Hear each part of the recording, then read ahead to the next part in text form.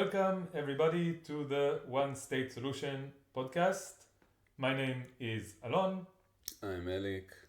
and we are anti Zionists, even though it says Israel on our passport and Jewish on our identity cards. And we haven't done this for a pretty long time, right? Yeah, I missed that actually, honestly. Like, I think this podcast serves some function in my life, you know? Yeah, like we talked about how it's like a therapy session for us. Yeah, For each of us, basically. Yeah. I don't know who the therapist is. Is the audience the therapist, or are we each other's therapists? Yeah. I don't know. the camera.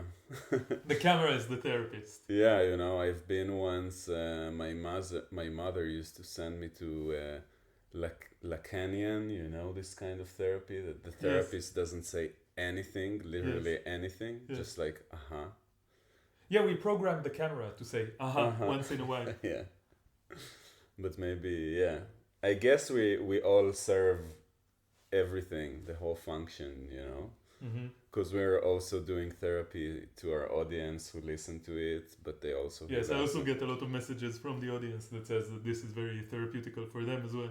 Yeah, Maybe therapy shouldn't be something hierarchical. You know, Yeah. maybe there shouldn't be a therapist taking like treating a patient. yeah, Maybe we should all just be treating each other, talking to each other, understanding from each other.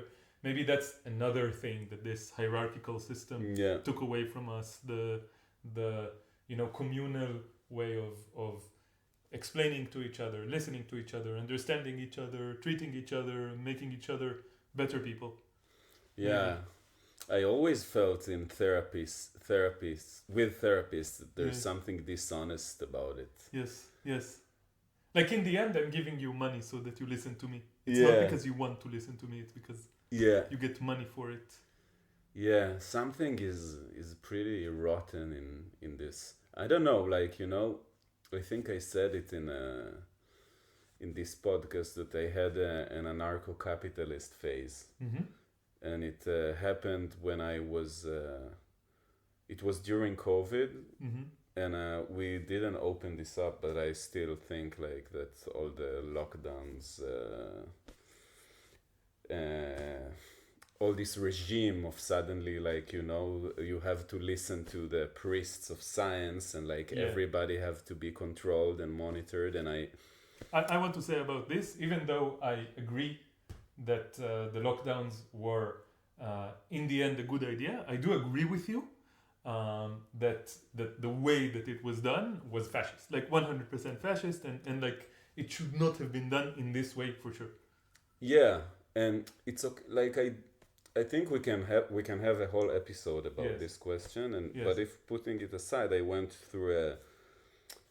I felt that betrayed by the leftists Mhm. at that time, and I felt they all became totalitarian, and it made me be drawn to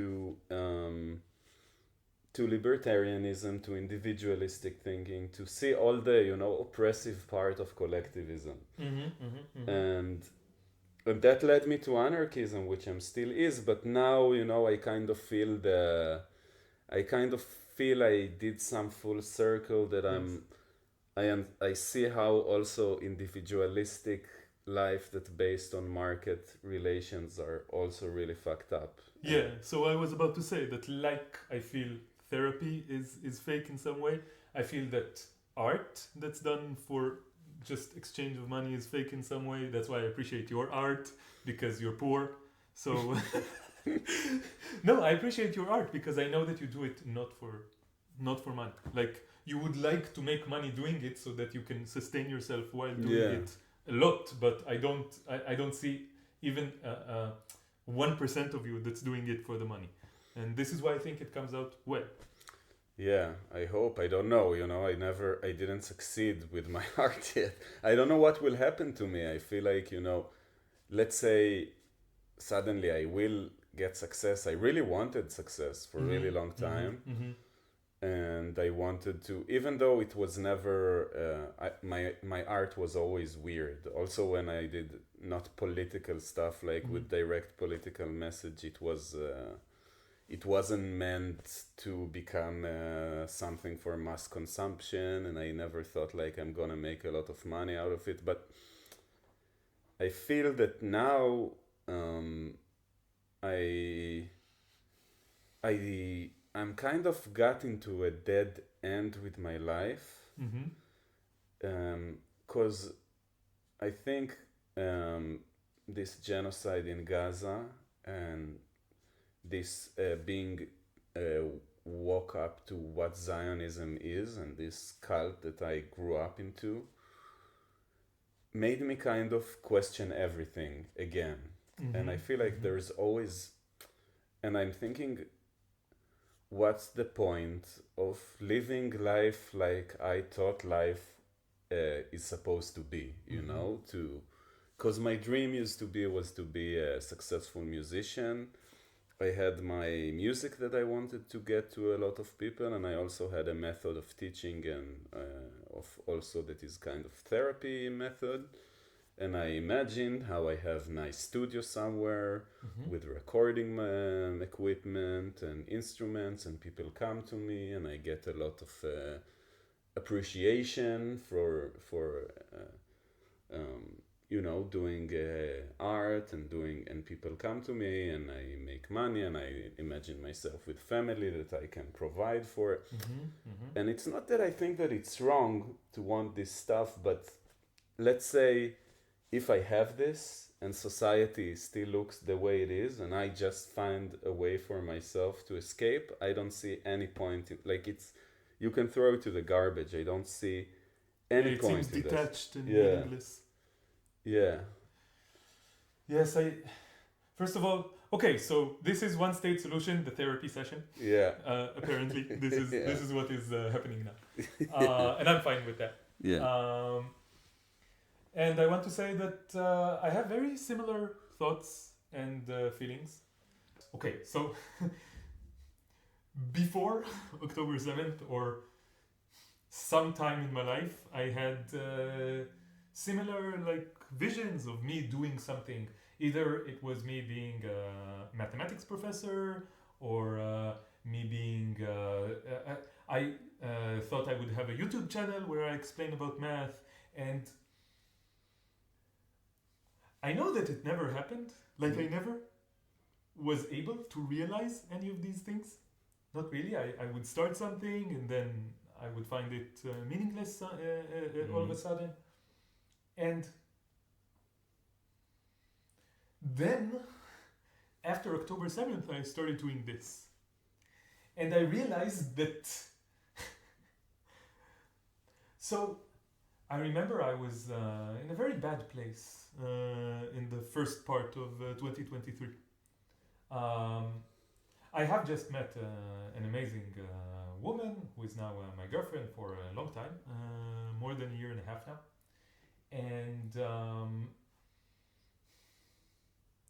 And this was amazing, but like personally, my personal life, I couldn't, like I didn't know what I was going to do, what I wanted to do, who I am, what my place is in the world, and I was searching. And then like when we started doing this, at some point I was like, oh, I'm doing something. Yeah. Like, and I think that the big difference is what we talk about, this difference between doing something individualistic and doing something that's connected with the rest of the world. Mm-hmm. And I'm not saying that being a teacher or a doctor or I don't know, anything is individualistic per se. Yeah, because you, like, if you take the Ayn Rand kind of philosophy, which I think it has some truth, that yes, if you do what you're best of and you act like as if you're egoist, but you're take the best of yourself, you become best in what you do. Yes, you and you are connected to something in reality. Like, yeah. Yeah. And then it serves a lot of people, because you serve with your talent, with your art, with your products that you produce. Like, but what's wrong with that? So I think it's community. I think that we were talking just now about this, that when you concentrate on yourself, on like this, and what am I doing, then something is missing. Something is it's artificial, it's fake. Because this entire individualistic culture is artificial and fake. Whenever you see people on Instagram, like influencers, they are fake.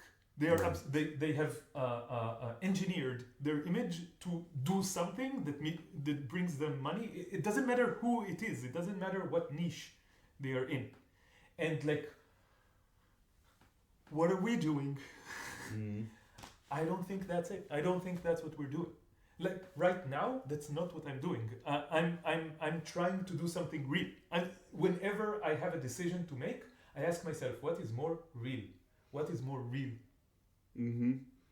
Yeah, and we're kind of, I feel like even though we use ourselves and our experience and often like we talk about ourselves, I feel like we always try to figure out the truth, whatever it is, the truth is, you know, it's such an abstract concept, but we're directed and we also trying to improve something that is beyond ourselves. Yes. I'm reminded of the first conversation that we had, basically. Mm-hmm. So we met, like, I think it was end of 2022, something like that. And we met at this party at the house of a common shared friend.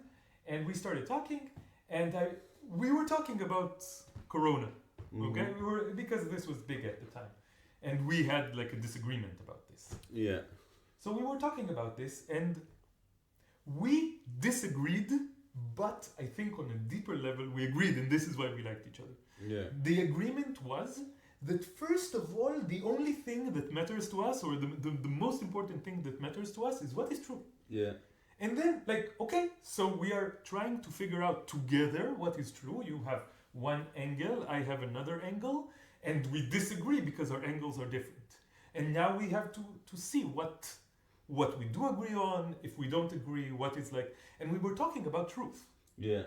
And I think that this is what brought us together, and especially later when we found out that we shared this opinion about what is going on with Zionism, this was like a big thing because there were so few of us. Right, and I think this wish to be loyal to the truth when we were surrounded by society that saying truth became like dangerous, it became like yeah, and it takes me again to reading one of your posts, and I was like, okay, this is a person that I have to reconnect to, you know, like when which is exactly what happened on the other end. Yeah. I saw one of Elik's posts, the first one that you wrote after 7th of October about this, right? Mm-hmm. This was like mid-November, and I was like, okay.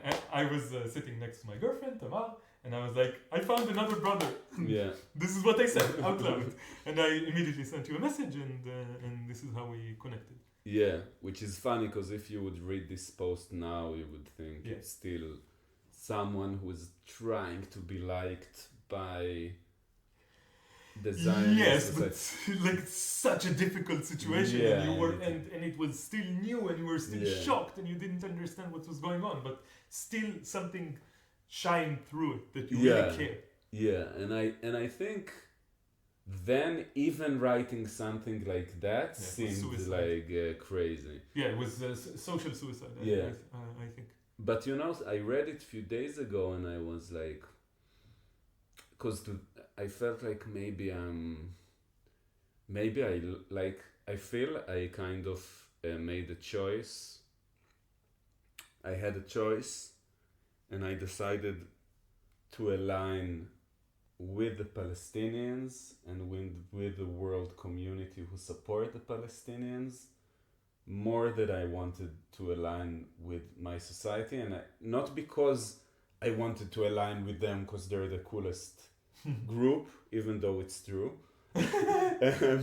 I felt that I have to choose, that I cannot be this person who always that at this point in history you have to pick sides, and you cannot maintain this both siding discourse that all my life I used to hold, because that's what allowed me to connect to people. And I when I read my stuff that I wrote before, like, you still feel it, and I still feel it inside my heart, you know, when I meet people here.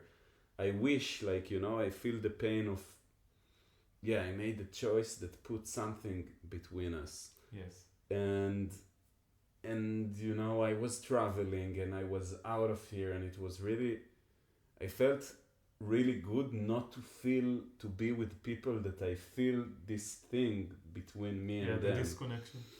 Yeah, and it's like this disconnection exists, and I still like loving person and the people around me, and I must say they know what I think, and they doing hard work to not to push me away, which is not to take for granted in a Zionist society, but still it's there, you know.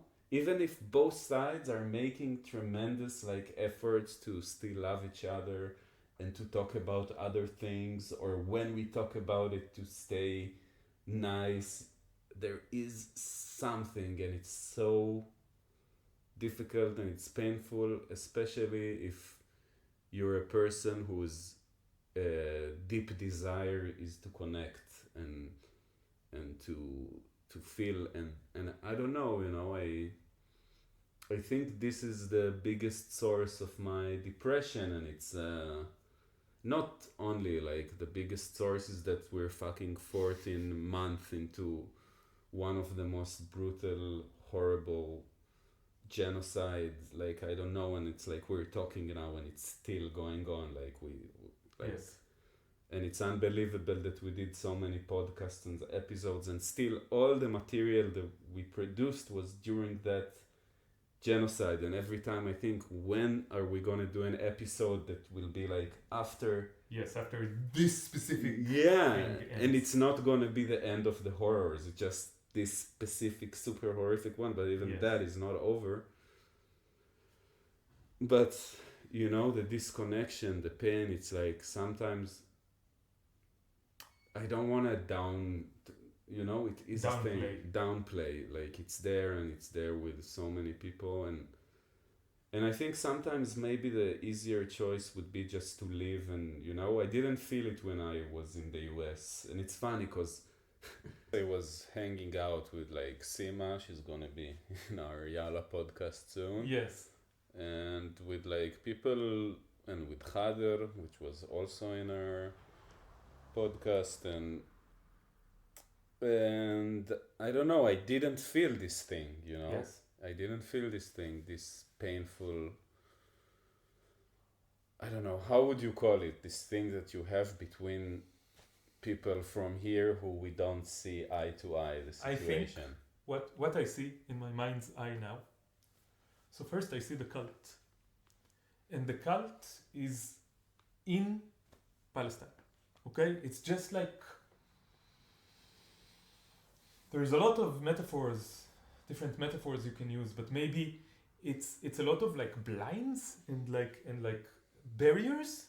It puts, like, I see like someone, like one of our family members or one of our friends, and they're standing, and then there's like this barrier inside, it goes inside their brain, and it blocks like a part of their brain. Yeah. And then like you can talk to them and they're normal people, but something in their eyes, it looks like you have like a glazed look, like you talk and they just cannot understand what you are saying. They understand the words that you are saying, they understand the sentences that you are saying, maybe they understand like logically the ideas you are presenting, but they do not understand, right? Like this moment that you are communicating with someone and you see, oh, I see what you're saying, and then they understand you completely because they continue the thought. This cannot happen with them.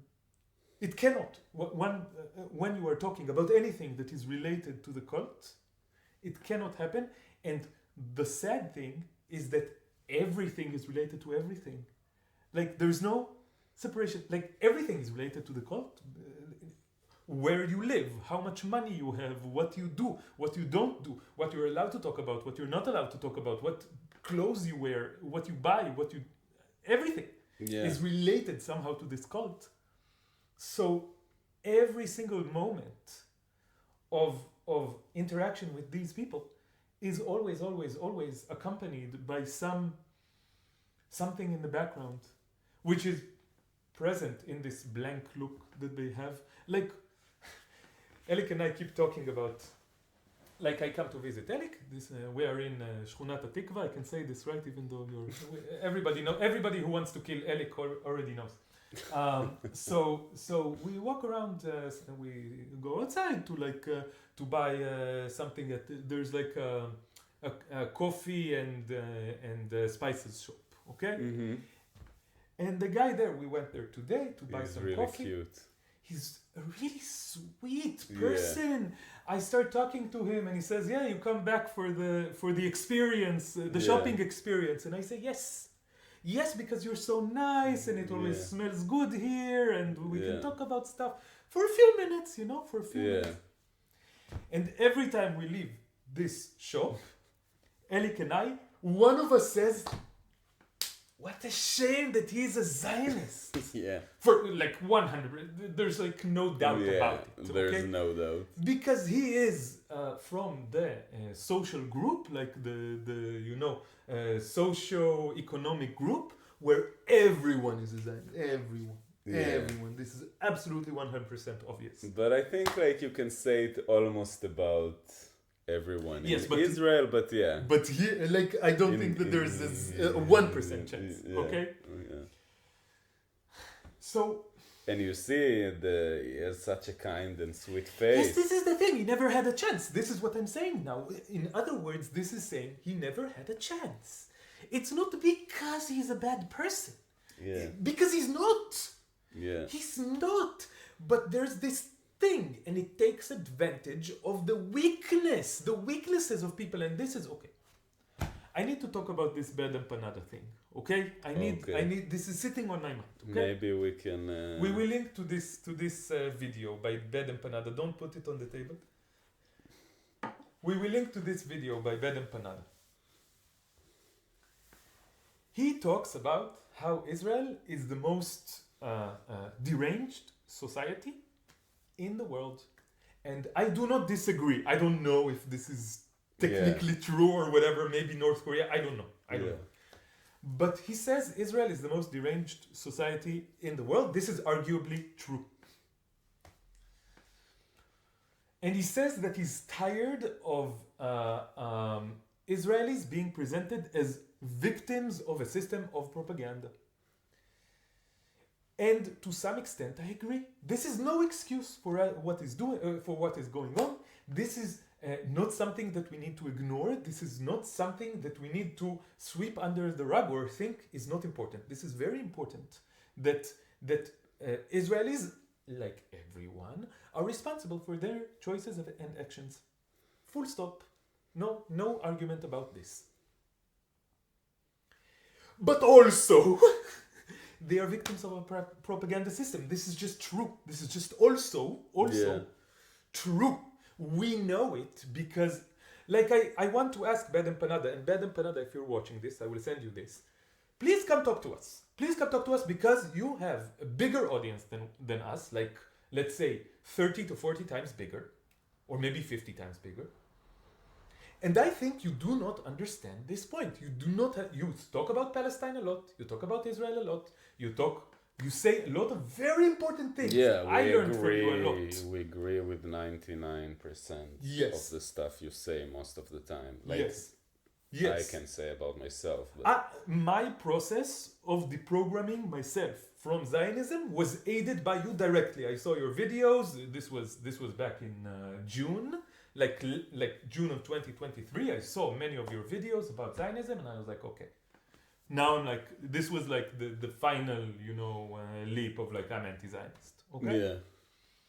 And I appreciate you for it, Mr. BadEmpanada. I don't know your actual name, you never say. But I think you misunderstand something, and I think that it's important that you understand it because you speak to an audience that cares about this issue deeply. You care about this issue deeply, and you have a lot of influence in this subject. This is why I want to talk to you, BadEmpanada, and to explain to you. Just watch our fucking podcast. This is all around our podcast, okay? Just how and why did Israeli society come to be this way? I think this is a very important question, okay? Because, okay, for two main reasons. One, otherwise, okay, what do you think? Why? Like, why? What do you think is special? Okay, and then someone who's still like mildly Zionist or Jewish and is afraid of anti-Semitism and is like wary of anti-Semitism and is like, and he has like this radar that he uses to identify like hidden anti-Semitism. They will say, why does BadEmpanada think that Israeli society is deranged? What? Because it's Jews, and when they say this to me, I will not be able to say no. BadEmpanada is 100% okay, because you never said it outright that it's not because of that. You never say this is like something that bothers me. Like, okay, so why is it like that? Because there's a system of propaganda. That doesn't mean that they're not responsible for their actions, but it does mean that if we want to discuss this issue seriously and deeply and really strive to a solution, which we will talk about, I think, after, we have to understand this. Yeah. We cannot disregard this. Yeah. But I think, yeah, and it's like, okay, if it's not propaganda, so what is it? Yes. Then, like, we're not left with anything except from, a racist explanation. And I don't think that's what he wanted to do. Okay. But I think he wanted to put more responsibility on the people from occupied Palestine, the privileged group, the Israeli Jews. And I agree that this should be done, but I think, BadEmpanada, you didn't do a good enough job of making it absolutely clear that this is what you want to do. Okay? Yeah. So come talk to us about this point. Come talk to us about Israeli propaganda, about why Israeli society looks like this. And I think, like, also, I think there's something very confusing about the Israeli society.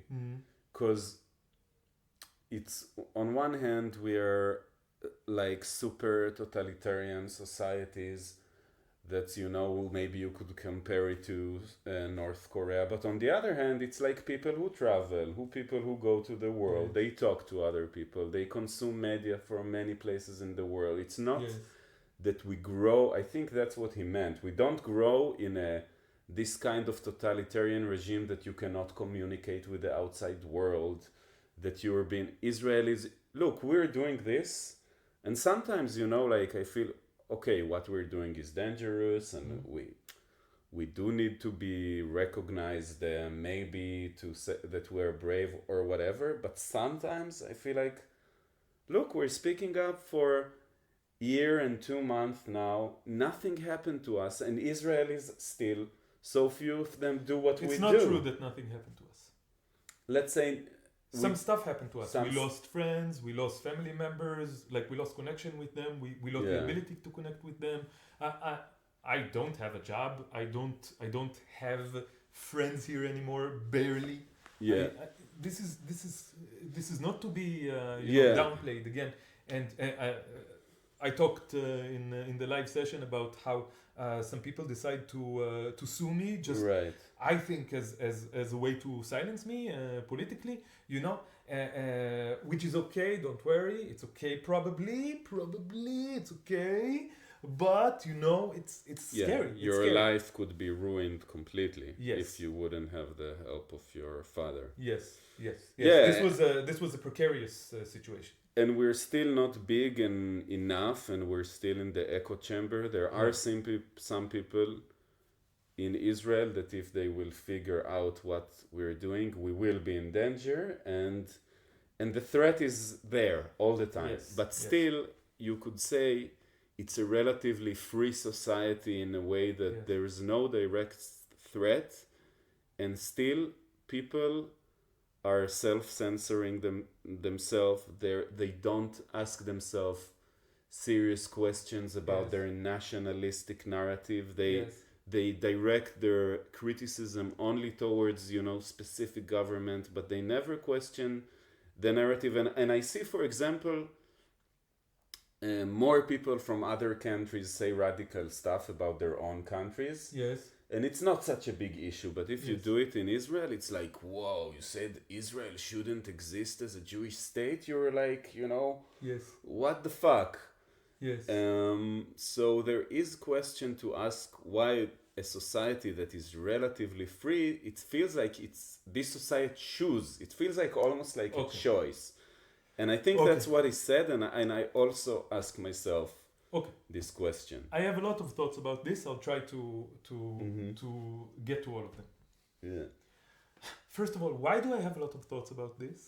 Because I thought a lot about this, okay? And this relates directly to my veganism, okay? To my deprogramming myself from carnism and human supremacy, which is still an ongoing process. For me too, like a lot of it thanks to you. I've been doing this for 13 years at least, this deprogramming. And the deprogramming process is always in interaction with society. Always, always, always. And this made me ask again and again and again, how do people who are otherwise good and understand and are intelligent and are educated and whatever, and show ability to care and to have moral feelings towards other beings. Yes, and think about moral questions. And how can they, in some subjects, it is so it can be in the subject of treatment of non-human animals, okay? It can be in the subject of treatment of women, okay? Or I don't know, people of different races or LGBTQ plus people, whatever, okay? And I am not, clean in this. I also, I treated non-human animals horribly. I ate them for around 22 years. I ate non-human animals, and I started thinking about this when I was 16, but it took me a long time to stop. And this just a horrible thing that I did. I mistreated women, okay, as a man who was like, really indoctrinated into this ideology of masculinity, toxic masculinity, and rape culture, and this entire patriarchy system. And capitalism, everything. I was bad. I didn't understand trans issues, and I probably misgendered some people. Yeah, I think like I just want to add that people who don't do what you don't do now probably didn't deprogram themselves from anything, because we're born in this culture. Yes, that's the point. Yes, we are born into all these ideologies. Yeah. Okay. And of course, Zionism. Okay, I was not always where I am now politically. I did not understand the history. I did not understand the situation of the Palestinians. Not enough. I was too self-involved and so forth and so on. We're still learning. Yes. We need to learn. Okay. And then the question arises when I start talking to people who are otherwise, and did this process in many other avenues, but then in the subject of treatment of non-human animals or women or LGBTQ plus people or the Palestinians or anywhere, have a huge blind spot. Okay, so if you have a blind spot and I can start talking to you and I see that you listen like you did to me in the subject of non-human animals, for example, okay, sure. If like we said in our conversation with Ronnie, if you are a liberal Zionist as a station on the way to somewhere, sure, okay. But if you're stuck there, if you don't want to listen, if you hold on to something out of fear, then I think that this is a problem. Okay? And now I return to our original question. Israelis there's no physical, obstruction for them to understand the truth, to learn the truth, to change their ways. Just like Carnists. Yeah, the Just like knowledge, Carnists. the information is It's out there. there. And also the freedom to talk about it and connect to people. Like everything, they're free. Like they're in a cage, in a jail, but the door is open. Yes. BadEmpanada. You are a Carnist. Even though you didn't say it outright, I'm 100% sure of it, that you eat meat and dairy and eggs. This is, I'm sorry, friend, no friend, I don't know. This is worse than being a Zionist. You are contributing to a worse Holocaust that has more. Let me just say the first part. The treatment of the Palestinians in the Zionist system is worse than any imagination that I could ever have. It's worse. It's horrible. If you imagined something as horrible as you could, the treatment of the Palestinians, the oppression of the Palestinians is worse than that. And after having said this, the treatment of non-human animals by Carnism, by the industries of the Holocaust industries, is 1,000,000 times worse. At least. And you contribute to it directly, BadEmpanada. It's like, and then you say that you don't understand how this culture, how this society became this way. In the exact same way that you became this way. You are behaving just like Zionists are behaving, only in a different, aspect of existence only. This is not more or less advanced. I know many vegans who are Zionists. Why? Because their personality structure and situation in life led them to be Zionists. They were born into some society that brainwashed them, and this brainwashing succeeded. But they managed to deprogram themselves in a different area, in the area of treatment of non-human animals. And now they are vegans and active. But I want to say, Yes. what is this thing that we were talking about? Like this Yes. kind of cults, okay? Like I want to kind of give it a definition. Yes, okay. It's like you're part of some behavior, collective behavior, that obviously contributing to suffering of millions of creatures. Too many. Yes. You can easily not be part of it. Yes. The information about it is there for Yes, you at least to, in mind, you can easily be not part of it. at least in mind, Yes. but the information in there, but in action, it's also important.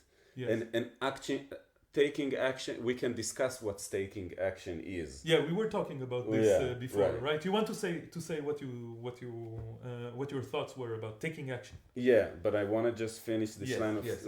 So these cults that we're speaking, like you can easily disconnect from it. Mm-hmm. You can easily learn about it. Like nothing is preventing you. Yes. Like as an immediate threat. And to be honest, Mhm. the thing that is preventing you from doing this is your own ego. Yeah, that's it. I think Aspects of your ego. That doesn't Yeah. mean that it doesn't mean that this ego is not being used by a system.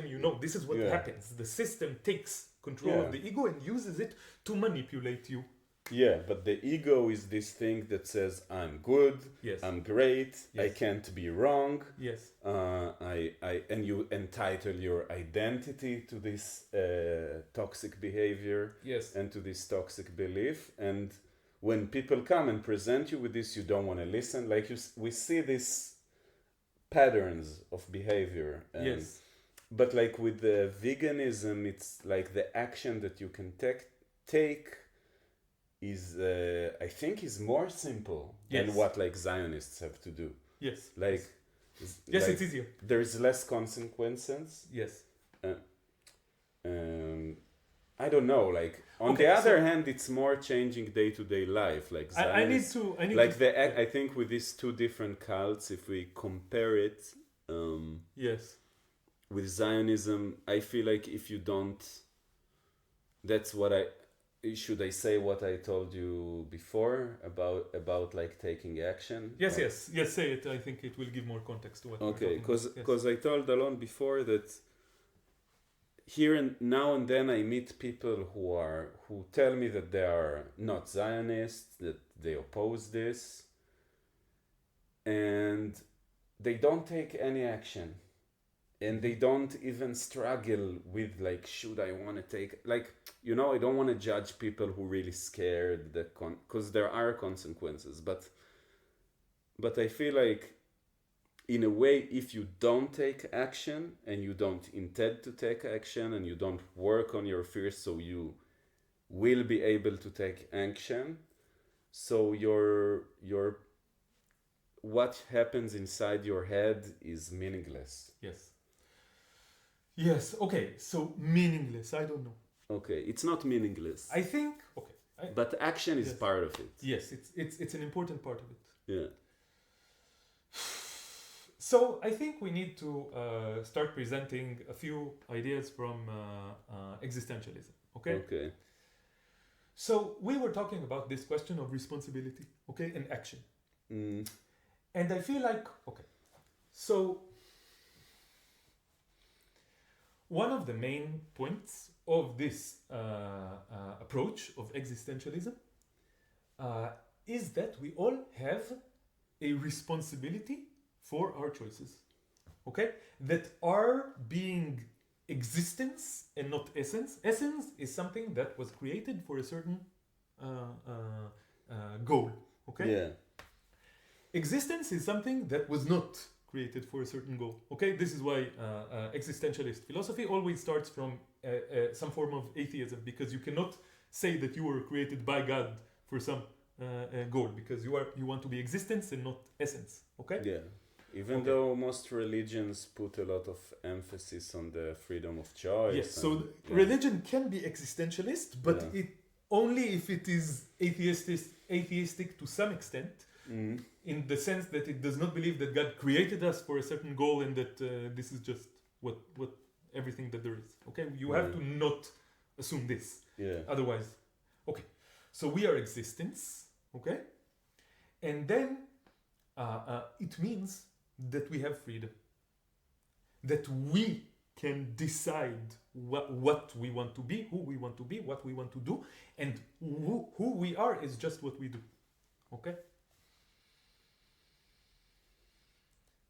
So freedom, this is one of the basic claims of existence. Please read the text, Existentialism is a Humanism by Jean-Paul Sartre. I can't believe you're recommending a text that says I have a huge asterisk. I have a huge asterisk on this text, and on Jean-Paul Sartre's thought in general, as far as I know it, that he is a humanist. He is a humanist, but I think that his own arguments prove, or better arguments than his, prove that what he really strived for, what he really would have, this is his blind spot, humanism. This is Jean-Paul Sartre's blind spot, like many others, like the vast majority of humanity, mind you. Just like Zionism is a blind spot for the vast majority of Jews and Israelis, so is humanism a blind spot, and human supremacy a blind spot for the vast majority of humans. Okay. And also Sartre. And also him. So, look at how Sartre's arguments defeats his own choice to be a human supremacist and a carnist. You have total freedom, Jean-Paul, just like you have total responsibility. This is the thing that Jean-Paul himself told us. Yeah. That responsibility and equal and to freedom, each other. It's the same thing. It's just two faces of the same thing. Mm-hmm. Okay? And your freedom is your responsibility, and your responsibility is your freedom. Jean-Paul, please make better choices. You are dead now. You are in the grave. But wherever you may be, you know that I'm right? Yeah. I wonder, like, I don't think he believed that he but exists anywhere now. Let's take this back. Whatever. Yeah. Let's take this back Yeah. to BadEmpanada and to Zionists. Okay? Yeah. Okay. BadEmpanada, you have total freedom and you have total responsibility. How do you know that he's a Carnist, by the way? Because he doesn't talk about It's it. obvious. I've been in this business long enough to To spot. to smell Zionists and Carnists. Really? Okay. Yes, yes. It's just like I immediately know about Alon Legri, right? That he is a Zionist. That yeah. he is a Zionist, and then months later we understood that he Yeah. is definitely a Zionist. Yeah, okay. For example, so BadEmpanada, I can smell your The corpses of the corpses that in you your eat. shit. Yeah. I can smell them all the way here. The decomposed corpses that are your shit. Amazing. Anyway, so BadEmpanada, you have total freedom. You use this freedom to take responsibility for your attitude towards capitalism, towards the Western Empire, towards Zionism, towards all kinds of systems, towards patriarchy, towards all kinds of systems of supremacy and oppression, which you were part of to some extent, and you deconstructed. Way to go. Way to go. You used your freedom as a form of taking responsibility. This is the only way that you can use your freedom. Please do it once more. If you are unwilling or unable, please talk to me. I will tell you why you. It doesn't matter if you're willing or not, just as it doesn't matter if Zionists are willing or not to change. They need to change. Or they need to face the consequences, like you say. Same thing. Same thing. Same principle. Exactly. You know, I was thinking of starting like a new segment, okay? And the segment is why X should be vegan. And insert some kind of leftist for X. So I take clips from BadEmpanada, for example. I take clips from his videos, and I put the clip and I say, yes, I agree with you, BadEmpanada, and this is why you should be vegan. Yeah. And I think it would be easy to find such Yeah. clips, you know. So please, if you are not sure that what I'm saying is true, please talk to me. Talk to me. It is a matter of life and death. It is a matter of life and death. Of like thousands and millions and billions and trillions. Yeah. It is. It is. It just like, you know, it's interesting, you know, how I feel in a way I cannot lie to you, because like I think way more about what happens in Gaza for now than I think about what happens to animals. Yes. And emotionally, I feel I care about it more. And I have this part in me that is still like human supremacist. And when you say Me too. when you say it's worse, I have, how can he say it's worse? And what would I think about it if I was person in Gaza, that I would hear it, and he needs to hear that his life is the same as life of a chicken. My life is the same as the life of a chicken. Yeah. Yeah, I'm not a hypocrite here. Yeah. My life is worth objectively the same as the life of a chicken. My life is objectively okay. My life is objectively worth the same as the life of anyone else. The only reason why anyone would ever think that their lives are worth different from the lives of others is only ideologies made up of ideologies of separation and supremacy. Only. This is the only reason to think this. This is an absurd claim that one life is worth more than another life is an absurd claim. Objectively, absurd claim. It cannot be proven. Yeah, objectively, but like, okay, is it honest? But to say that, because is your life equals to you as the life of a cockroach? Is life of a cockroach equals to a chicken? Is to me, don't to you me, make okay. like you make these hierarchies are maybe not objective, but Yes. we do make them. Yes. That's the Yes, thing. but my question now is, how can this logic not just justify immediately Zionism and Nazism in the same way? What I'm saying is that you do not operate by this logic. when you think about other things. No, this is not like an argument that you would accept for any other issue. Like, if a Zionist told you this, we make these hierarchies, what would you think about this Zionist? That he is a racist. Yes. This is, I want to say, when I met Tamar, my girlfriend, she was Zionist. Okay, this was a year and a half ago, or maybe almost, like more than a year and a half ago. She was a Zionist, okay? And one of the first things that she learned about me was that I'm an anti-Zionist, okay? Mm. And this was before October 7th, so the issue was less like, you know, present in everyday life inside Israel, okay? So we had arguments about this, okay? We didn't talk about it every day, but we had arguments about this, and it was difficult. Now she is saying about herself that she is an anti-Zionist, okay? This had a lot to do with 7th of October and what happened after that, how she saw her society just going nuts. But it also had to do with our conversations.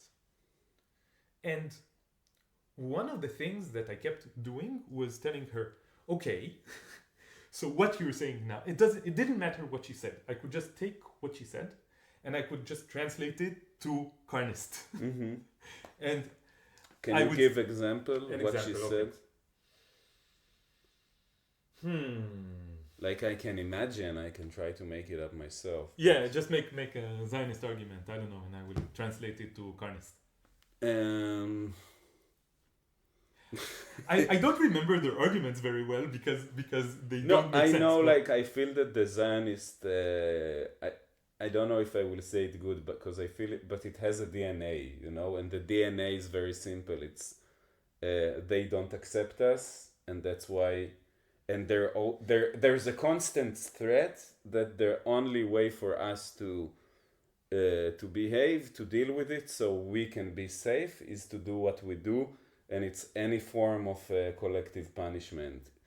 And now it got to the most extreme one that exists. Yes, but now you're describing. Yeah, now I'm you're not describing talking this, like a Zionist. This is the thing, that this is what it hides. This is what all their arguments hide. Yeah. But all their arguments are just justifications for what is going on. Okay, so I'll try to be Zionist. But what do you want? They want to kill us. They want to kill us.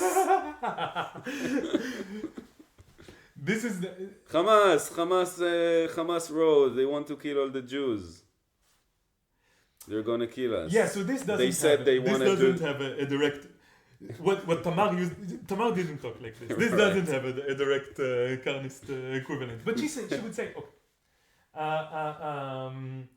She would say like, okay, but I care about myself more than I care about someone in Gaza. Like that. She would say something like this? Yes. She would say something. How can you be a Zionist without saying something like this? But she said, okay, but I first of all care about my... Yes, I care about them. It's sad that... And she really meant it. Unlike other Zionists, I think she really meant when she said that she was sad for the things that Palestinians are going through. Okay? Mm. And I think that this is what separated her from like normal Zionists and allowed me to like actually speak with her. Mm. Like when you said to me that you are sad for what's happening for animals, I was like, okay, yeah, you really mean it. Yeah. But if you don't mean it, if you're disconnected from your feelings, then there's nothing to be done. But if you do mean it, okay, now there's something to be done. So she would say, yes, I'm sad about this, and she truly meant it. But I care more about myself. I care more about my family. I care more about my friends. So we need to protect ourselves. Yeah. And then I asked her, okay, what about the Carnist who says this exact same thing?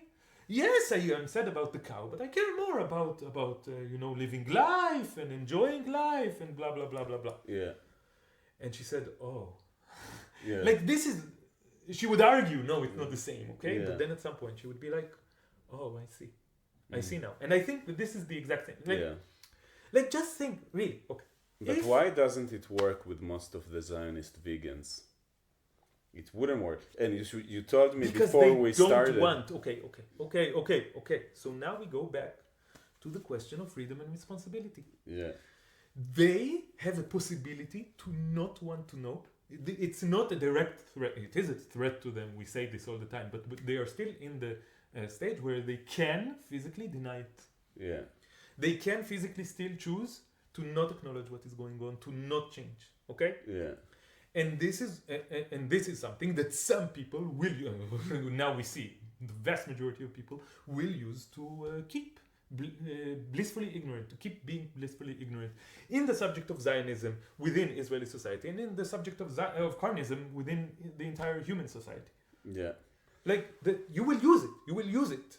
Yeah, and I want to say this just to recognize that today Amnesty put out a report that says that Israel is committing genocide in Gaza, which I want to, congratulate them, because anything like this help to recognition. Why did it take so long? But yes.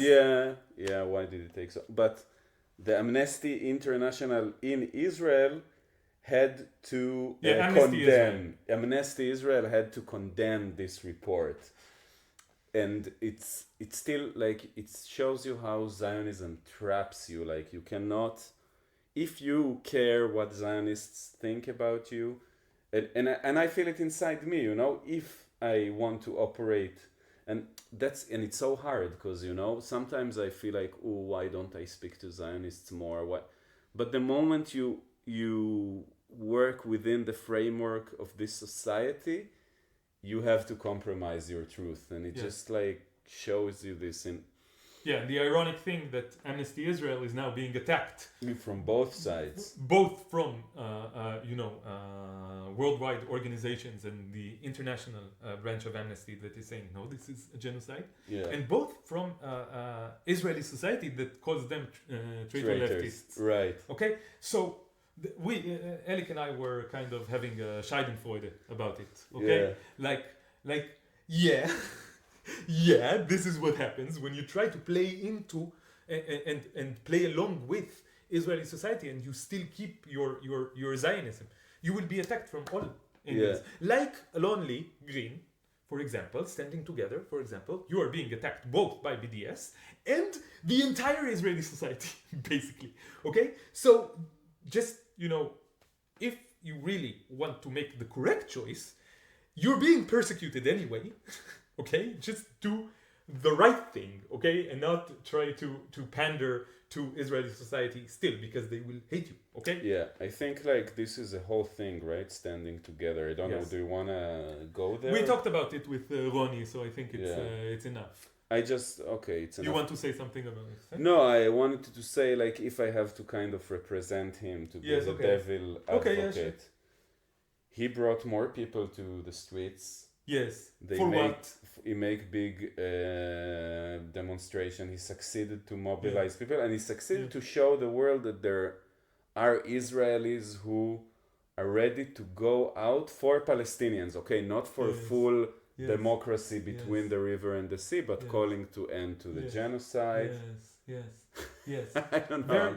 Very nice. Nice. You call for an end to the genocide. What will happen after the genocide in your mind?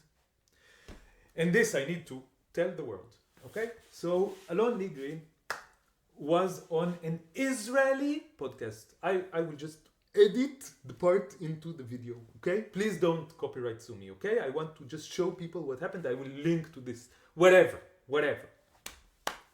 He was in an Israeli podcast speaking Hebrew. And the interviewer, this podcast is radical. No, it's not. The interviewer, who is radical, no, he's not, asked Alon Green, he asked him, but, okay, what is your actual vision? Your actual political vision for what is going on here? And he said specifically, are you for 2 states, for 1 state?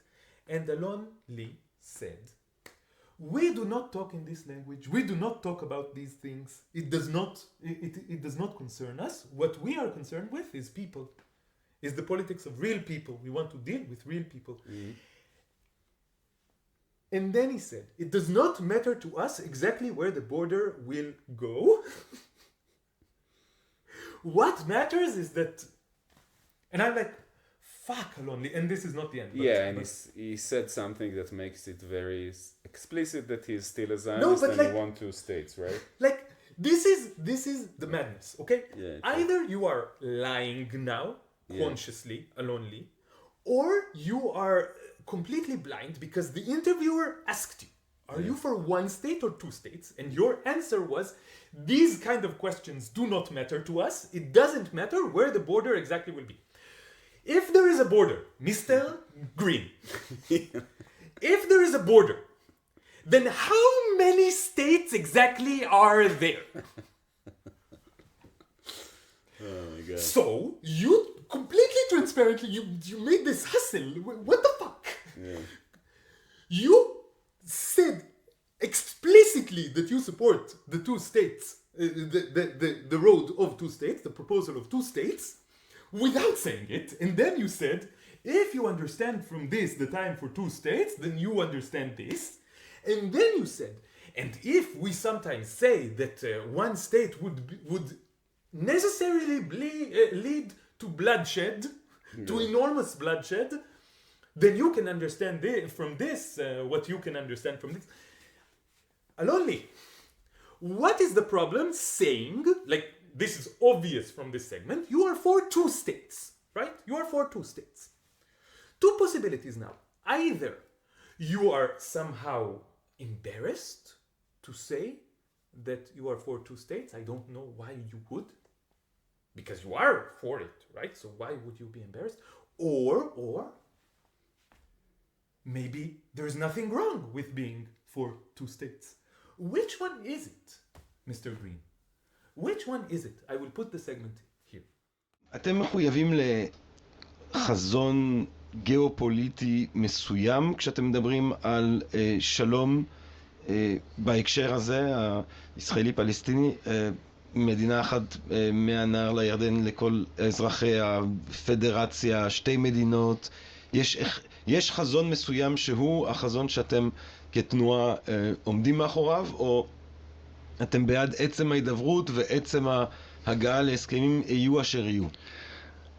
לא במקרה, אם מחפשים באתר שלנו או בפוסטים שלנו, לא מוצאים את המילים שתי מדינות או מדינה אחת או פדרציה. זה לא כי אין לנו עמדה, אלא כי אין בן אדם אחד כמעט בעולם הזה, בארץ הזו, שמתעורר בבוקר ואומר, היום בא לי לדבר על שתי מדינות.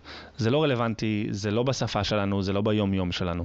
אנשים חווים מציאות, והמציאות הזו היא מציאות קשה, כי אתה יכול למות בה, יכול ליפות לך טיל על הראש, אמא שלך יכולה להיהרג בפיגוע, הבית שלך יכול להיהרס מטיל ישראלי, היא מציאות שנחווית כקשה לכל האנשים שחיים בארץ, והפוליטיקה שלנו מתחילה מאנשים, ולא מסיסמאות או טרמינולוגיה.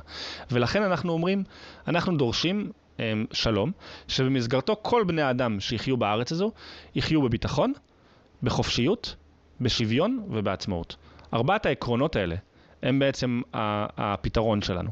אם הגבול יעבור כאן, או 5 סנטימטר על המפה, ימינה או שמאלה, יסכימו ההנהגות הישראליות והפלסטיניות על הדבר הזה. מי אנחנו שנגיד אם ההנהגות הסכימו, אנחנו מתנגדים. אתה יודע, אבל כדי שיהיה תקווה, אומרים, צריך גם להציע משהו שאתה רוצה אותו, כי אם לא, אתה לא מקווה לקבל אותו, וגם שיהיה אמונה בהיתכנות שלו. נכון. אתה לא חושב שתיאור אולי יותר מדויק של טיב החזון יכול לגרום לאנשים להאמין, אם אתה רוצה לנרמל את עצם החזון הזה של שלום? אתה לא חושב שתיאור של איך דינמיקה כזאת באמת יכולה לקחות? כן, אבל לא ברמה של מסמכים שיושבים באיזה אתר אינטרנט שאף אחד לא יקרא אף פעם. כן. כי זה באמת באמת מנותק מהמציאות. כן ברמה למשל להגיד שלפלסטינים מגיע מדינה, והמדינה הזאת צריכה להתקיים לצד מדינת ישראל. תבין מזה את המילה שתי מדינות? כן, קל להבין מזה את המילה שתי מדינות. תבין שאנחנו אומרים שלדעתנו למשל, אם יהיה רוב לאומי פלסטיני שדורש את הזכות להגדרה עצמית, לצד רוב לאומי יהודי שדורש את הזכות להגדרה עצמית, ושניהם יהיו תחת מדינה אחת, לדעתנו זה מתכון לשפיכות דמים, אז תבין מזה שאנחנו לא חושבים שמדינה אחת זה דרך נכונה. אבל עכשיו לייצר מסמכים ומפות ולהגיד להם זה החזון המדויק, לא. התפקיד שלנו זה להביא את ההנהגה של המדינה שלנו, ההנהגה הישראלית, לחדר אחד עם ההנהגה הפלסטינית, ולגרום להם לצאת משם עם הסכם שיהיה מקובל על שניהם, כי הם מייצגים את העמים שלנו. התפקיד שלנו לבנות את הרצון הפוליטי בחברה שלנו לדבר הזה, ולא לסרטט על מפה איפה בדיוק יעבור הגבול, כי זה עשו המון אנשים לפנינו, יוזמות ז'נבה וכו', דברים מבורכים בסך הכל, אבל עברו כל כך הרבה שנים מאז, ואנשים היום לא יודעים אפילו לדמיין מה זה אומר שראש הממשלה שלנו נפגש עם המנהיג הפלסטיני. זה לא קרה. ראש הממשלה שלנו מדבר רק עם חמאס במזוודות של כסף ובהפצצות. אנחנו צריכים לבנות את הרצון הפוליטי בקרב הישראלים, את הרוב הפוליטי, לזה שצריך להתפשר ולהגיע לשלום. And this is the way that Zionists speak. We always talk about this gaslighting that they do. They say something and then they pretend as if they never said it. You describe it, that they say something and then 5 seconds later they pretend as if they never said it. But here is Mr. Alon Green pretending that he's not saying the thing while saying the thing. Yeah. Which is this is why we say that And the more leftist the Zionist is only a measure of how manipulative they are, of how good liars they are. And I think, like, you know, I think because he is in some kind of, I think he thinks a bit like a politician, you know? Yes. He wants to look, I don't know why he's doing what he's doing. I think he wants to look more radical and also to look more radical in the eyes of the outside world. I will tell you exactly why. Because he gets a lot of followers on Instagram, okay, and on fucking Twitter, wherever he is, because he pretends to be pro-Palestine. Yeah. He pretends to be pro-Palestine while, and then he gets support from tens of, much more support than we get. Yeah. Okay? Much more. Both from inside the cult and from outside the cult, from people who I think are really pro-Palestine but do not understand this manipulation that he does. Yeah. So this is why he does it, but he wants to, in Hebrew, לרקוד על שתי חתונות, to dance on 2 weddings. Yeah. And then he can show this kind of illusion as if there's many anti-Zionists in Israel who are ready, but they're not really ready, and they didn't go In one of their, in their biggest event, the main speaker was, you know who? Yeah. Professor Yuval Noah Harari was their main speaker, and if you understand what Professor Yuval Noah Harari thinks about the situation here, then you can understand also what Alon Green thinks about the situation here, because they are on the same side, okay? And this is, I want to make this very explicit. Why is Alon Green a problem? Because he thinks that the solution is a 2-state solution. We had a conversation with Muhammad on our other podcast, Yalla. Muhammad is from a refugee camp in Gaza, okay? And he is part of the ODSI initiative, the One Democratic State initiative, and he made it very clear to us as someone who is Palestinian, who has suffered from the day he was born under Zionist occupation and oppression, and is still suffering it and will continue to suffer, maybe to the day he dies. I don't know. And as someone who is highly politically aware, highly intelligent, highly sensitive, okay? And he said to us, the most important thing to understand, or one of the most important things to understand, is that the 2-state solution is a sham. Yeah, and he doesn't call it, he refused to call it a solution, he calls it 2-state proposal. Yes. Yeah. And why is it a problem? Because it does not solve the real problem here, which is the problem of refugees. Yeah.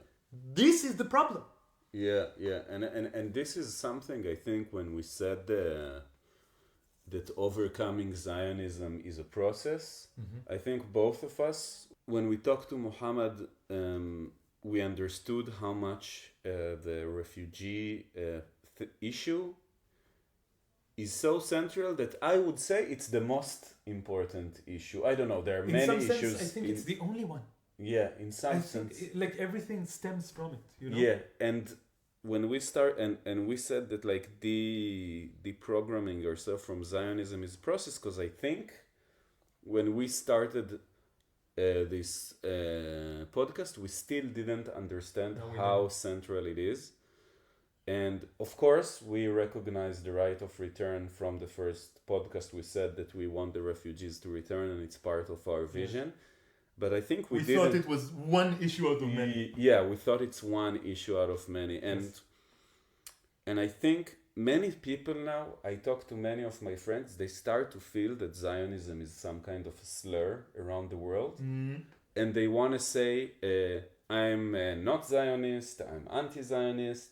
So I want to tell people the Nagy test. Yes, the Nagy test for And Zionism. if you don't pass this test, so I'm sorry, but you're still a Zionist, and don't try to hide it.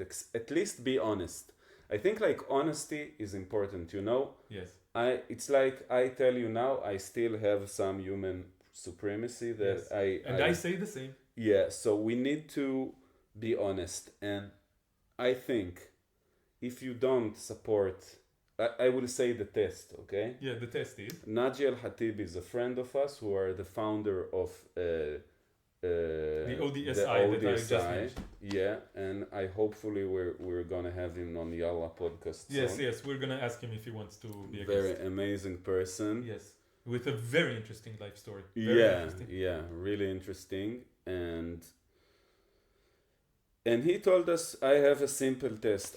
If someone is a Zionist or not, and I ask them, what do you think about the right of return issue of the Palestinian refugee? And if they start, well, it's complicated, I don't know. Yeah. So There's Zionists. they're Zionist. And Yes. because this is the heart of the issue. If you don't understand that the Palestinian issue is about people who've been displaced from their homeland because other people wanted to create an ethnically pure country for their own people, Yes. which they never had the right to do. And this is the source of the problem. And so you don't understand what this thing is about. And you know, all these leftist Zionists, in a way, who sit in Tel Aviv like us and think that the problem are with the settlers of the West Bank, and they don't understand, they are worse in a way than these settlers. And these settlers are horrible. Yes. And if you are not willing to get over your ethno-racist philosophy that people from different groups cannot live and share the same land and share the same democratic processes and live in full equality, you're still Zionist, you're still racist, and you're part of the problem and you're not part of the solution. That's Yes. simple. And let's just say explicitly, what you just said applies, I don't know if equally, but applies both to Yuval Noah Harari, for example, Yeah. who we had a personal conversation with, and when we suggested the idea of one democratic state for all, he said he had many arguments, but one of his main arguments was that this area is still not ready for democracy. So give up your democracy. Why do you Yes. I think you are not ready for democracy, Professor Harari. I think you are Yeah. not ready for democracy. Why? Because you think you are worth more than others, and true democracy starts from a place of we are all equals and we all decide together, not some people because of their ethnic background. And you like to talk about stories, Yuval. You like to talk about stories, how stories guide our lives. But you never seem to notice what stories guide your life and your opinions. And your story is that just because there is this system, this imaginary, intersubjective system called Israel, in which you have more than others, which is the result of a historical crime called the Nakba, which is just what Elik described, and you enjoy this system, and you have the nerve to say to others who are considered below you in the system, yeah, the system is okay because we're not ready for democracy. You are not ready for democracy. Yeah.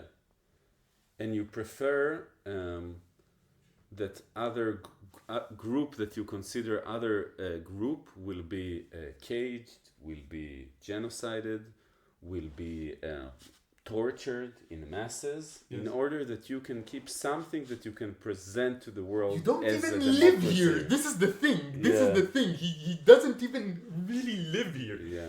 This is crazy. I think one of the things that really grinds my gears is Zionists who are Jews who live abroad. I think one of the records that I saw with this was there was this article, and it started with like this Zionist wrote an opinion piece, and it started with, "We have no other country." This is a cliche in Zionism. We have no other country. We have no other land. And this reporter, the next line is, this reporter lives in Brooklyn, New York. You literally, physically have another country. Yeah. You do. You live there. Yeah. Like, if you live in fucking, I don't know, the fucking Netherlands, okay? And you want to tell me that Israel is important to you because you have no other place that is safe for you, but you still live in the Netherlands. Apparently it's safe enough to live there, right? So you want kids who were born into this cult that was created for your safety, you want them to become 18, to reach the age of 18 and then go to some places and kill people and die and do atrocious things and unspeakable things so that you can have like this idea that somewhere there is a place where you will be safe if, God forbid, you will be persecuted. Like, fuck you. Yeah. Fuck you. Yeah, it's, and I feel like, because there are many Israelis now are living to other people, like the privileged ones that can, they go. I have friends who left, and most of the people who are from my social middle class background thinking about leaving, the talk Yes. about leaving is very present. Yes. And it doesn't reflect anything about their Zionism. We were saying that Yeah. it proves their Zionism. in Yeah, some and sense. I think it's weird because we both... Because Zionism is not connected to the land. It's connected to the project. It's Right, connected to the project. right. And when the project starts collapsing, you're like, oh, fuck it then. Yeah, right, exactly. That's a settler behavior. You go, you exploit, you expropriate, Yes. you dominate, Yes. and then when it collapses, you go to somewhere else. Yes. And That is also that kind of project. yeah, This is why our friend Raymond came from South Africa straight to Yeah. Israel. When South Africa collapsed, he was like, okay. yeah, I will just go to somewhere. Yeah. Like I cannot live with the people who are actually I'm living on their land. Yes, I yes. cannot even give them the benefit of the doubt myself that I can live as part of this, I don't know, humanity, life, Earth? in Earth, environment. I want to say that, so I'm going through a process of connecting with my Palestinian identity. As someone who was born in Palestine, I'm definitely from Palestine. Uh-huh. So I, in some sense, have a Palestinian identity. And connecting it, so having a Palestinian identity also means that you object to Zionism, it's connected with, it's correlated with objecting to Zionism and supporting the rights of Palestinians to their land. And I feel that this process, this cognitive, emotional, moral, political, philosophical process of connecting with my Palestinian identity is also in some sense a physical process of connecting with the land, with the actual land, with the earth. Mm. With the earth, with the part of the Yeah. earth where I was born. Yeah, with the soil, with the, Yes. yeah, Yes, and when I go into the Mediterranean Sea now, mm-hmm. it feels different because I'm like, okay, I'm feeling Palestine. This is Palestine, Yeah. touching my body with the water, the shore of Palestine, Yeah, and this is a spiritual process as well. yeah, Okay, it's all of this. It's all of this, and I feel that. Okay, so in some sense. Not in some sense. This is maybe, I think, the way that we say that Zionists are also victims of this system called Zionism. Here is the most deep way in which they are victims. Their connection with the land, with the earth, was taken away from them. They cannot.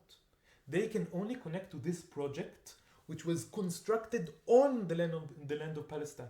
Okay, manufactured on the land. They can only connect with this. They are too afraid to disconnect and to connect with the actual land. They are too afraid. And I feel like we were talking about how we were always connected to truth. Mm-hmm. And I think that being connected to truth is a step and a part of being connected to the earth, and vice versa. And yeah, I feel like because look at this, Zionists cannot be connected to the land, and then they cannot be connected to truth, and vice versa. Yeah. And then they cannot be connected to themselves, and then they cannot be connected to spirituality, and then you get the blank stare. And then I you get also, the glazed eyes, you know? Yeah, because I think I think like it's interesting in Zionism how like the Jewish trauma and the settlers' mindset combine together. Yes. Because the settler, what is being a settler? Because I think more than everything, it's a state of mind. Because you know, I get it from both Zionists and some pro-Palestinian people who tells me, why do you live here? Why do you live here? Why, if this is your belief, why do you don't go away and give back and make room for the Palestinian refugees to return? And I feel I always... As if me leaving, that would be the result of this. No, like I know, just because I'm a leftist doesn't mean I'm naive. Yeah. It doesn't mean I'm gullible. Yeah. It doesn't mean you can fool me with like stupid arguments like this. Yeah. And by the way, for people who say that we heard it from Muhammad that there's like Salman Abu Sita, I said he did a research and he found out that like kind of 70 to 80% of the places where there were Palestinian villages are empty. Yes.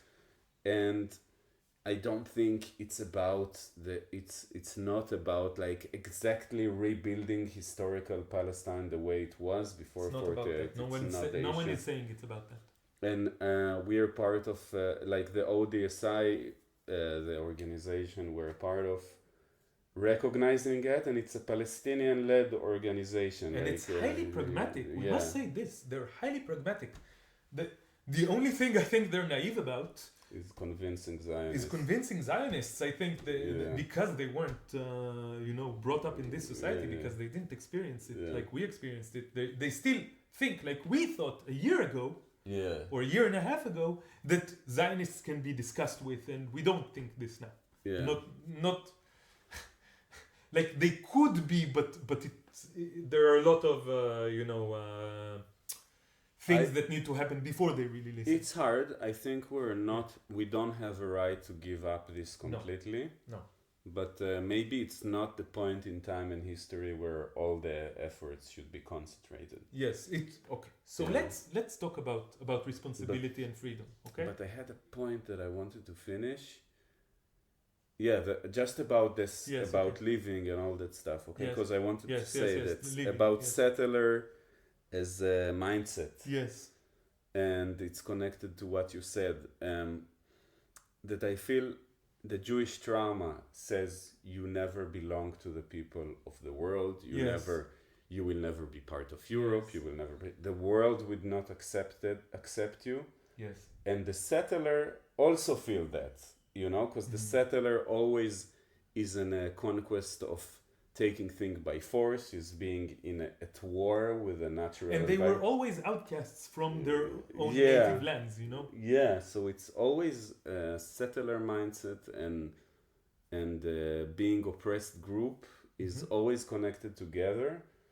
And like Zionism is like the most of this, like it's like the most toxic concoction of these two. Right, because it's not just like, let's say the USA is also a settler project, but at least their ethos of citizenship allow multi-ethnical group to come and share the citizenship.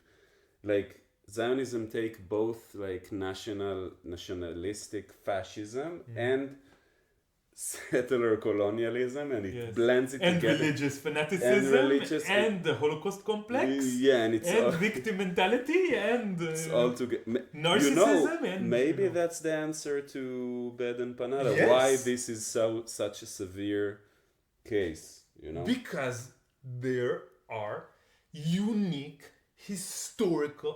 This is the only thing I agree with Zionists about. They say we went through the Holocaust. Yes, Yeah. this is what explains the sheer drama of it all, like the melodrama, the level of melodrama, the level of narcissism. This explains it. This explains the level of control of the cult. Cults, what do? Cults, they grab on to people who were hurt, who were outcast from society. Think of a classical cult. Okay, there is the guru. Yeah, and The guru is also an outcast from society. Always. Yeah. There's someone who is a psychopath because they were never accepted into society. Really, they were always outside of society. They don't have this compassion that we have. They don't have, the ability to empathize. Not really. They only have it in a utilitarian way. They can only use it utilitarianly. Yeah. Okay, and then this person who is an outcast from society starts collecting more and more and more outcasts and manipulating them and creating this cult. This cult and all cults always look for vulnerable people. Yeah. The Zionist cult is one of the most extreme cults in history, and this is related to it taking the victims of one of the most extreme situations in history. Yeah. And feeding this victim complex for the material interest of others. And I think about it when we think about it. Who's the which factor is using these vulnerable people? If we take an outside look, it's the empire. Yes, the empire. And the empire knows that it's not gonna last forever. Because if you put a group of people in an area which they're aliens. Yes. And they're acting violently. At some point, the countries around it will push it back. But the empire is located somewhere else. Yes, so they will not lose it. So they use it as much as they can, and they which know. they did all over the world. Yeah. They did this all over the world. The American Empire, the U.S. American Empire, did this again and again and again. This is just one of the most extreme examples of this U.S. meddling in the affairs of the entire world. And the Jews, the Jewish, and it's not just the Jews, but it's the people who are the Jews, the Zionist settlers, are being used once again. Yes. They're being bought to some ethos of exclusivity that will protect them. And I'm sure, that this Zionist project is going to turn really badly against the Zionists. Yes, it already is. It really is, but it can get much worse. Much worse, yes. And I am honestly, sometimes I'm really scared to live terrified. here. I understand why Zionists are living. No, sometime in the future, I might decide to leave just because I'm sorry, but my physical, being physically safe is important to me. I cannot. Yeah, think about how many people in Arab countries around here see this. Yes, and it's humiliating. And they feel how it's part of imperial control. And the Israelis are saying, you're next. Yeah. They don't just hate Palestinians. They hate Arabs. Yeah. It's shocking how easily it's the genocidal action, goes to Lebanon as well. So let's talk about responsibility and action, and then maybe we're gonna wrap it up. Yeah, wrap it up with this. Okay. So, why don't Zionists take this step? Okay? I think this is the most important question that we've been hovering around. Why? So, first of all, they have the opportunity, they have the ability to do it at this moment, and this ability is given to them by the cult at a very high price that they are not aware of. This is a deal with the devil. They signed a deal with the devil the day that they were born. Okay? Yeah. And they were. This is. Understand what happened here. These people, the day they were born, this cult immediately put their claws into them. Elik and I are survivors. Yeah. We are survivors by chance. by chance. By And chance. 99 point whatever percent are not survivors of this cult. And even though we are survivors of this cult, we are still affected by the fact. I every day I think about this. I was born into this deranged cult, and this is influencing my life in horrible ways until today, and it will always influence my life until this cult collapses completely, and still with trauma, like psychological trauma. So these people were born into this cult, and this cult immediately made them sign a pact with the cult. And the pact is, it's like an addiction, okay? You get to not deal with reality, not really. You get to not deal with reality, and the only thing that you need to do is be crazy, completely crazy. That's the deal? I'm not sure. Yes, I think it is. I think it is. Because what does Zionism give you? It does not give you physical security. It promises you physical security, but it never gives it to you. Exactly like drugs, They promise you enlightenment, but they never give it to you. Right. Okay? And then this addiction is created. Okay? So Zionism offers you security, but really what it offers you is a way to not deal with reality. Yeah. And the price that you pay is being completely crazy and many times sacrificing your entire life for this. Yeah. And even if you don't sacrifice your life in a physical way, you just serve this cult for your entire life. And you give up your, yesterday, I feel so many people here are, like, just I went yesterday to some theater piece with a friend of mine. Yes.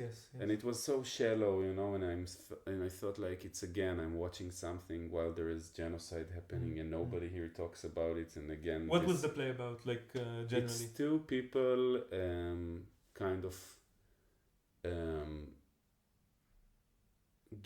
it was two actors who it was a musical, and they were actually it was all about memories from their life, and it was all very personal, and how they're frustrated and about it was their well loss. made, right? It was very well made. It Yes. was a lot. There are many moments that I laughed too, because they were laughing about how they're ridiculous and didn't fulfill their dreams, and they're a bit grown-ups but still childish. Okay. And it And was what cute. was the problem? The problem that it was all self-focused. Like, Yes. there was no reality. The only reality was like this stuff they said, like, oh, I want to... they were talking about, like, immigrating from Israel, they were talking about stuff that bother Israelis, but no mention for, like, genocide. Yes. Everything was wrapped up in their own small world. Yeah. And I was with a friend that she's also a bit still, like, Zionist, and she was like, yeah, it feels like everyone depressed here in Shallow, and I was like... And we don't know why. And we don't know why. Yeah. We don't know. This is the thing. Yeah. I think many Israelis are depressed and they don't know why. Yeah. And this is why what's so sad, because it's obvious why. Yeah. Because you're part of a genocidal, suicidal cult. And all the world see it and see Yes. that you're part of it. Yes. And none And you of the cannot people be around. with reality. You cannot be connected with reality. Of course you are depressed. Yeah. Of course you are depressed. This is the correct response. Yeah. Your depression should lead to anger Yeah. and to awakening. Yeah. But it doesn't. And that's the thing.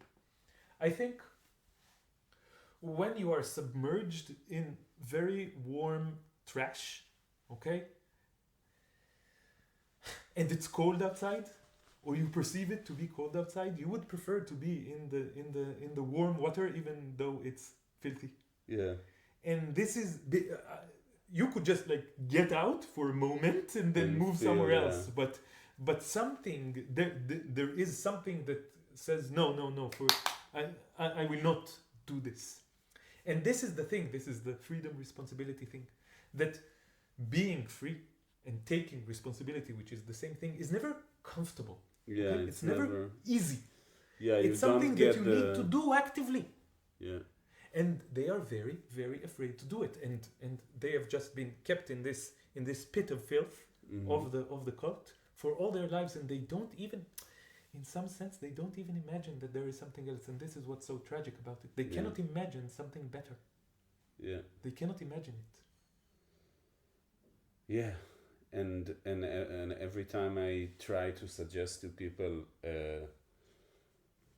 you know, a possibility outside Zionism there, it feels like to them like such a huge threat. Yes. And I have to be able to, paint in details exactly how it's gonna be perfect and safe.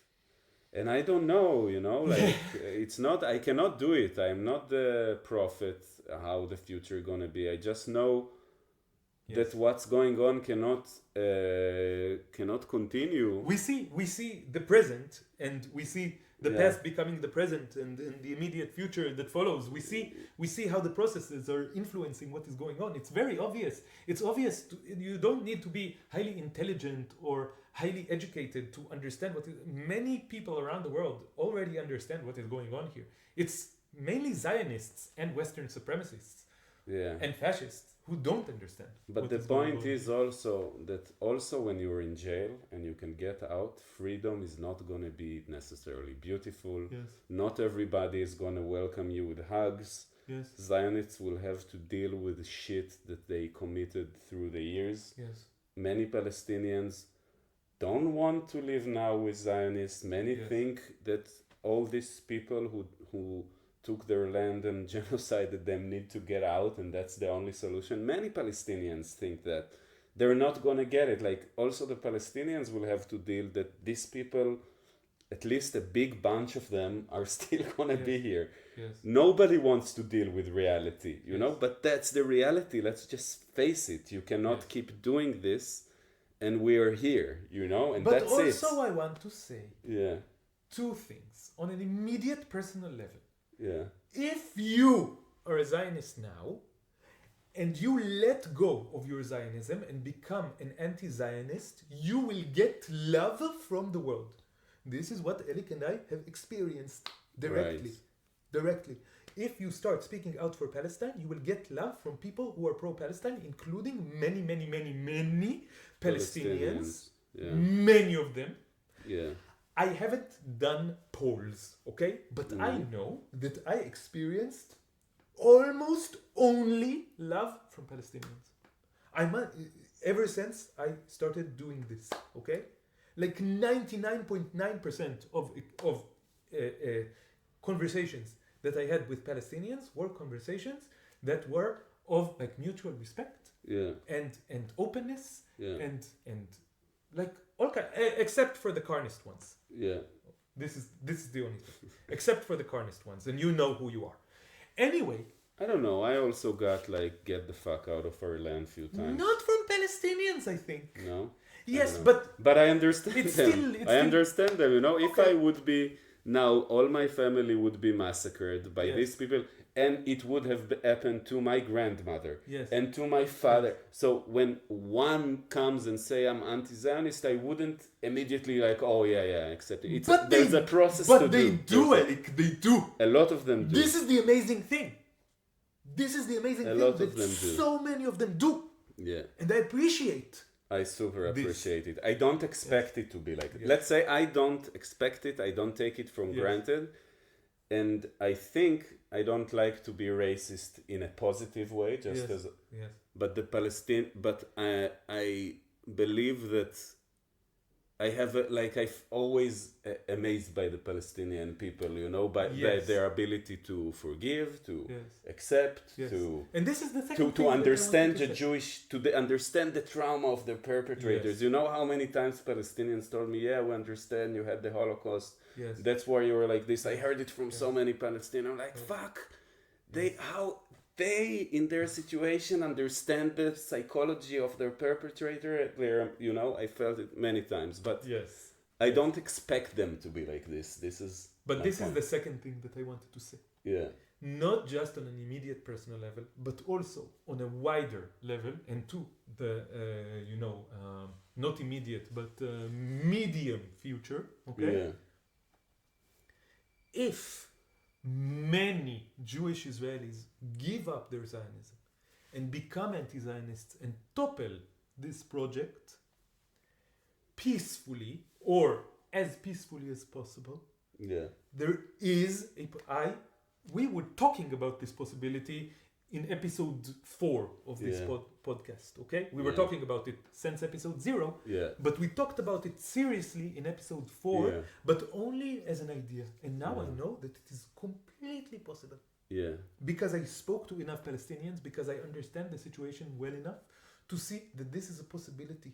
Yeah, let's say I believe that if I had a button that will make all the Zionists in Israel This I said in episode 0. there would be a harmony and prosperity and great place. Palestine will become great Yes, tomorrow. yes. And you know, I think it's something that I thought about. Like, I don't know if tomorrow, No, but tomorrow I'm- the process of healing will start. will start. And now it didn't start yet. no, but it's not that it will start. It could be way quicker than we think. Yes, yes. And I think, like, you know, I thought about it. When you understand power dynamics, there's always a tragedy. And I understood, you know, what's the tragedy? Yes.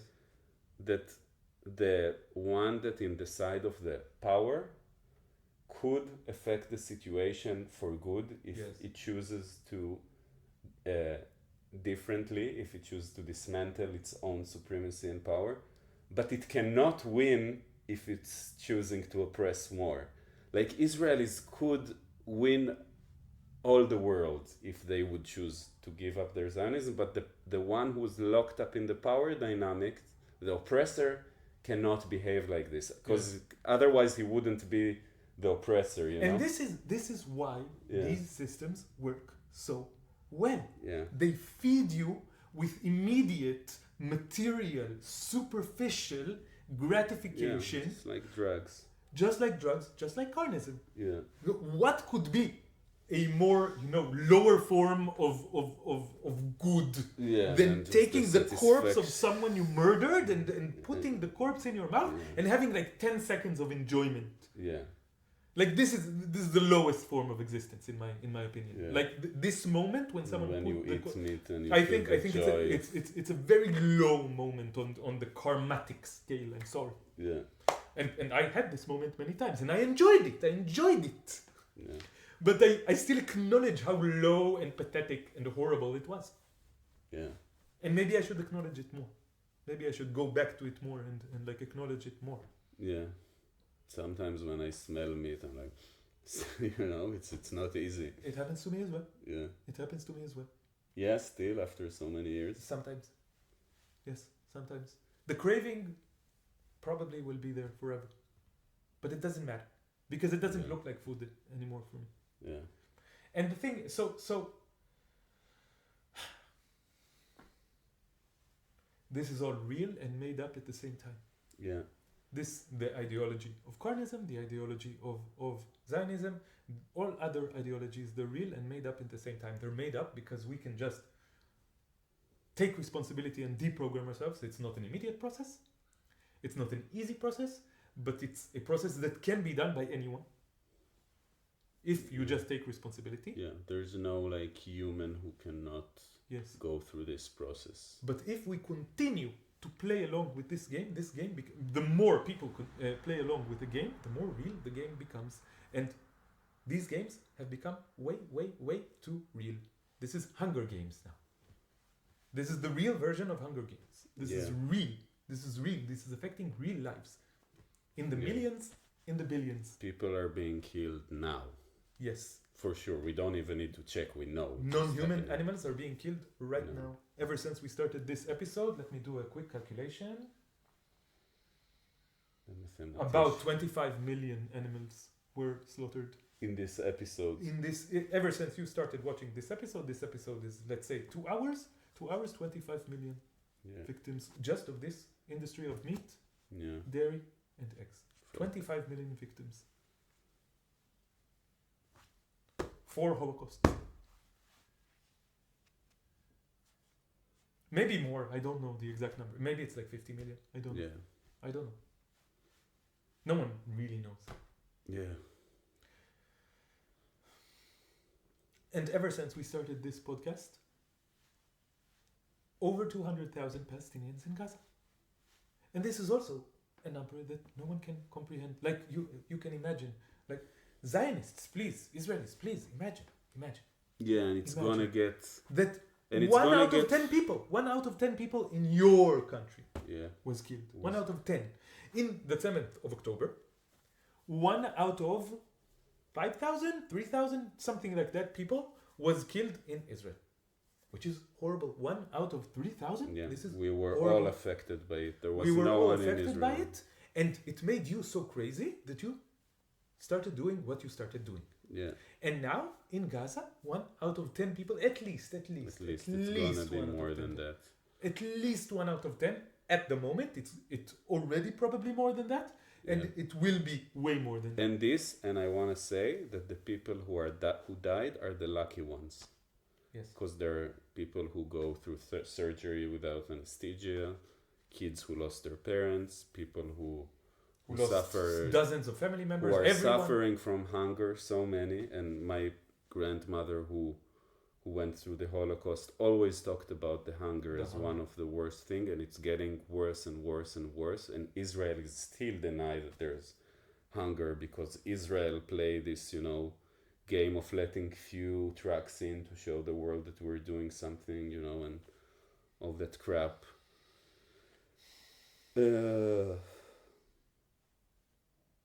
Yeah, and we sit here and we talk about it because we don't know what to do else. Yes. This is the best thing that we thought about doing. And I hope we would find other... This is part of what we're doing. I have some more plans. Maybe we should keep them in secret, or I don't know. so maybe we will do another episode where we say what our plans are for the future. Because I feel like we've been talking for... Yeah, we've Quite a while talked now. enough, yeah. Do you have anything else to say before we wrap up this episode? That I hope that one day we will have a podcast that these issues will be solved, and it's not going to happen. I don't know. Maybe in 10, 20 years, maybe. At least the Palestine one, maybe. Mm. For the non-human animal Holocaust, I don't see it's getting solved in our lifetime. Honestly, it's very sad to say. I once had a vision that by the time I'm like an old man, that young people will come to me and they will say, was it true that Yeah. people It ate is gonna other happen. animals? It's gonna be eventually. Did it really happen? And I will say yes. Yeah, and happened. how did How they did do it happen? it? How How did they do didn't it? more people speak up against it? Like people think about But slavery why? now. They could just eat something else. Why did they insist on eating? Like children say now.